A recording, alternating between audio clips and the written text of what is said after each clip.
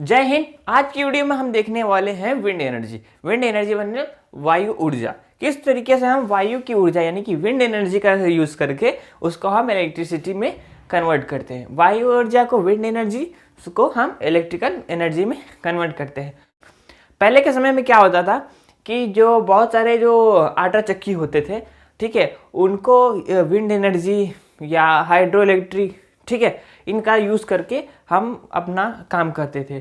जो कोल्हू के बैल होते थे, जो मतलब कि तेल निकालते थे, पहले बहुत पहले की बात है, वहाँ पे इन तरीके का यूज़ किया जाता है। बहुत साल पहले की बात है और कहीं कहीं पे, ठीक है, हर जगह नहीं।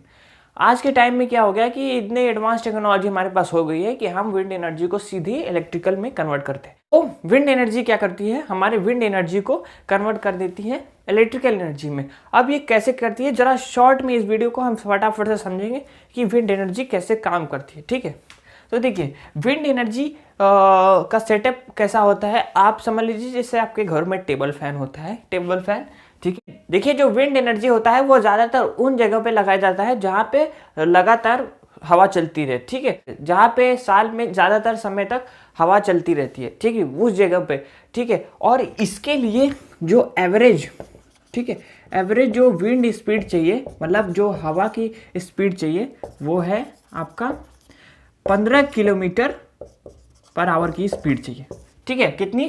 15 किलोमीटर, ये तो चाहिए ही चाहिए, ठीक है। अभी देखिए जो विंड एनर्जी होता है वो non conventional source of energy में आता है। नॉन कन्वेंशनल, ठीक है, कन्वेंशनल, ठीक है, सोर्स ऑफ एनर्जी।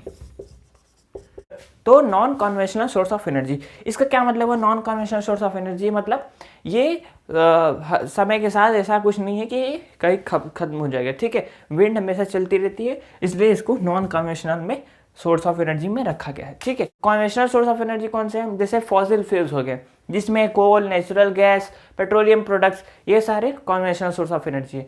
बट जो भी हमें बता रहा हूँ, हाइड्रो इलेक्ट्रिक, फिर विंड हो गया, ये सब conventional, non conventional source of energy में आते हैं। नॉन, ठीक है, non conventional source of energy. अभी देखिए हम विंड मिल को देखते हैं, इसको विंड मिल कहते हैं, ठीक। ये विंड एनर्जी और ये जो टेबल फैन जैसे बड़े बड़े दिखने वाले जो स्ट्रक्चर्स होते हैं, इनको विंड मिल कहते हैं, इनको पवन चक्की कहते हैं, ठीक है। अब जरा ये देखते हैं कैसे है। टेबल फैन देखा आपने, तो टेबल फैन की तरह ही होता है कुछ कुछ देखने में। जैसे टेबल फैन में ब्लेड होते हैं, तो इसके भी ऐसे ब्लेड होते हैं इसमें, ठीक है, ब्लेड लगा होता है, ब्लेड है, और ये इसके ऐसे बेस बनाया गया रहता है, ठीक है। यहाँ पे ये बहुत मजबूत बेस होता है और इसी हिसाब से इसको इस पोल के द्वारा, ये बहुत बड़े की पोल द्वारा इसको इस तरीके से यहाँ पे फिट किया गया रहता है, ठीक है। ये काफ़ी ज़्यादा चौड़ा विड्थ, इसका जो विड्थ है, चौड़ाई होती है इस पोल की, बहुत ज़्यादा होती है। इसमें समझ लीजिए कि इसके अंदर से जो सीढ़ी स्टेयर भी इसी के अंदर रहता है। अगर यहाँ पे कुछ खराबी हो जाए इसके अंदर, तो यहाँ से हम जो मैकेनिक होते हैं वो इसके अंदर से स्टेयर के जरिए अंदर जाकर वो अपना काम कर लेते हैं, ठीक है। तो सोच लीजिए काफ़ी ज़्यादा चौड़ा होता है।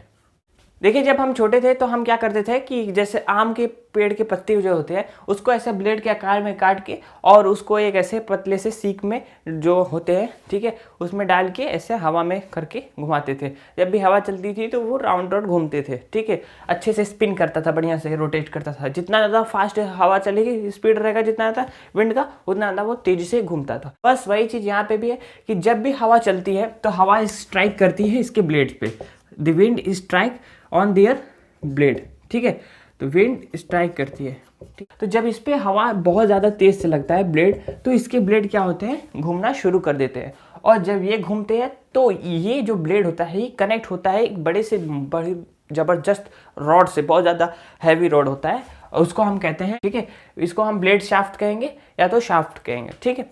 इस शाफ्ट से कनेक्ट रहता है और ये शाफ्ट फिर पीछे जाके कनेक्ट रहता है टरबाइन से, जिससे हम कहते हैं विंड टरबाइन, ठीक है, विंड टरबाइन। अच्छा, ये विंड टरबाइन क्या है? विंड टरबाइन एक ऐसा, मतलब समझ लीजिए कि मशीन है कि जैसे ये ब्लेड मान लीजिए एक राउंड घूमेगा, ठीक है, तो वो विंड टरबाइन जो है वो 1000 राउंड घूम जाएगा, ठीक है। ये अगर ये विंड जो इसका ब्लेड है, अगर इसने एक रिवोल्यूशन किया, 1 रिवोल्यूशन, तो जो विंड टरबाइन है वो 1000 रिवोल्यूशन करेगा। सोच लीजिए एक राउंड और इसका 1000 राउंड, तो ये तरीके से ये टरबाइन काम करता है। फिर ये जो टरबाइन होता है ये पीछे एक और अपने शाफ्ट से कनेक्ट रहता है जनरेटर से। अब सोच लीजिए जब ये 1000 राउंड पर रिवोल्यूशन के हिसाब से घूमेगा तो ये जनरेटर कितनी स्पीड से घूमेगा और ये कितना अच्छे से इलेक्ट्रिसिटी यहाँ पे प्रोड्यूस करके देगा हमें, ठीक है। देखिए जो रिवोल्यूशन होता है इस विंड का वो अलग अलग होता है, ठीक है, डिपेंड करता है कि वो कैसा टरबाइन है, ठीक है, उस हिसाब से। अभी देखिए यहाँ पे भी जो जनरेटर यूज किया गया है वो एसी टाइप जनरेटर होगा, ठीक है। तो पहले ये जो विंड मिल का ब्लेड है ये इसके शाफ्ट द्वारा टरबाइन से कनेक्ट है, ये टरबाइन फिर पीछे जाकर एक और शाफ्ट से कनेक्ट है जो है एसी जनरेटर, ठीक है। तो टरबाइन जाकर कनेक्ट होता है एसी जनरेटर से, फिर एसी जनरेटर भी जब घूमेगा तो यहाँ पे इलेक्ट्रिसिटी प्रोड्यूस्ड होगा, ठीक है। देखिए जो विंड पावर पोटेंशियल है हमारी कंट्री की वो एस्टिमेटेड किया गया है 45,000 मेगावाट्स। 45,000 मेगावाट्स बिजली की पोटेंशियल है हमारी कंट्री में, ठीक है, ये एस्टिमेटेड है, ठीक है। 1 मेगावाट कितना होता है आपको पता है? 1 मेगावाट ये होता है 10 लाख वाट, 10 लाख वाट, ठीक है। कितना? 1 मेगावाट। अब सोच लीजिए 40,000 मेगावाट्स की हमारे यहाँ कंट्री में पोटेंशियल है। ये एस्टिमेटेड वैल्यू है, देखिए 45,000 मेगावाट्स, ये एस्टिमेट किया गया है कि इतना हमारे यहाँ पोटेंशियल है। बट अभी के लिए हमारे यहाँ जो कैपेसिटी है अभी तक 40,000 मेगावाट, ठीक है, 40,000 मेगावाट पैदा करने की जो कैपेसिटी हो गई है अभी के लिए, ठीक है, इंडिया में, ठीक है। जितने भी विंड मिल लगे हैं उनकी कैपेसिटी लगभग इतना है। पूरे कंट्री में देखिए जो हमारा तमिलनाडु है वो सबसे ज़्यादा बिजली पैदा करता है, ठीक है, वो सबसे ज़्यादा बिजली पैदा करता है। लगभग 10,000 मेगावाट की बिजली तमिलनाडु हमको दे रहा है, ठीक है, 10,000 मेगावाट्स। इसके बाद गुजरात आता है, फिर महाराष्ट्र भी है, ऐसे बहुत सारे स्टेट्स हैं जो हमें काफ़ी ज़्यादा बिजली पैदा करके दे रहे हैं, ठीक। देखिए जो तमिलनाडु के कन्याकुमारी में विंड मिल प्लांट लगा है वो इंडिया का सबसे बड़ा विंड मिल प्लांट है, ठीक है। तो ये याद रखिएगा कि सबसे ज़्यादा प्रोड्यूस्ड कौन करता है विंड मिल एनर्जी, वो है तमिलनाडु, ठीक है। कौन सा स्टेट? तमिलनाडु। और अगर उसमें भी पूछ ले कि वहाँ पे कौन सा, तो कन्याकुमारी आप बता दीजिएगा, ठीक है। कन्याकुमारी है वो सबसे बहुत बड़ा विंड एनर्जी प्लांट है। देखिए जो वर्ल्ड की बात करें तो जर्मनी रैंक करता है फर्स्ट नंबर पे, ठीक है, विंड एनर्जी सबसे ज़्यादा जर्मनी प्रोड्यूस कर देता है, ठीक है। इसके बाद डेनमार्क होता है, ठीक है, डेनमार्क को हम विंड कंट्री ऑफ विंड भी कहते हैं, ठीक है, कंट्री ऑफ विंड। तो डेनमार्क सेकंड और इंडिया अभी के लिए 4th पे लाइज कर रहा है, ठीक है, 4थे रैंक पे। देखिए इंडिया 4th पे रैंक कर रहा है बट इंडिया फर्स्ट पे भी आ सकता है अगर इंडिया के पास सब सही से साधन मिल जाए, ठीक है, जो प्लांट्स हैं वो सही से काम करना शुरू कर दे तो इंडिया फर्स्ट पे आ जाएगा।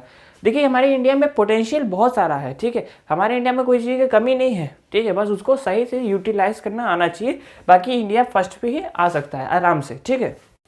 आई होप आपको इस वीडियो से विंड एनर्जी प्लांट के बारे में अच्छी जानकारी मिल गई होगी।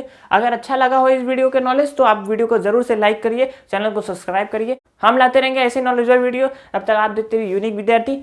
जय हिंद।